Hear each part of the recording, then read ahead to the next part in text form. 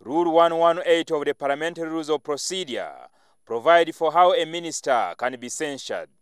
Subsequent rules provide for the impeachment of the president.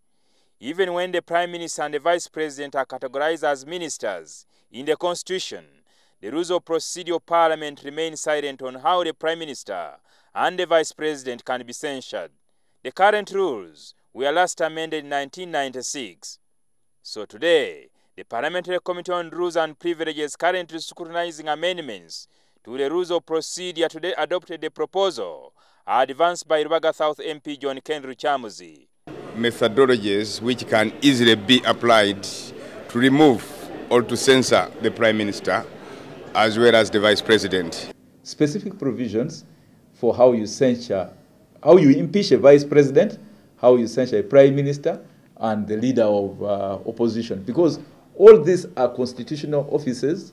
The committee, through the rules of procedure of Parliament, in addition wants to make it mandatory for the IGG to implement reports, resolutions and recommendations passed by Parliament. Committee members urge they are seeking solutions to resolve the current impasse regarding the Chogamo report, which was discarded by the IGG and resorted to his investigations.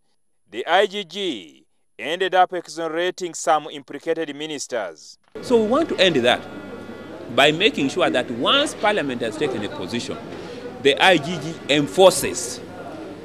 And we want to make that very clear. The DPP enforces, because CIDs or police and even staff of the DPP can sit here in the meeting and we handle this matter once and for all.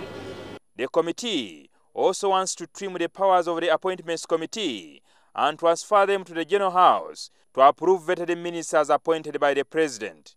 That they should be open to public scrutiny. We are going to make some changes so that when the Appointments Committee passes a person, their report on that person must come to the plenary session of Parliament. The proposals in the rules of procedure to provide that the Vice President and the Prime Ministers be censured comes at a time when the ground for censuring ministers in Parliament is ripe. It remains to be seen whether these proposals would be adopted by the General House. Jingo Francis, NTV, Parliament.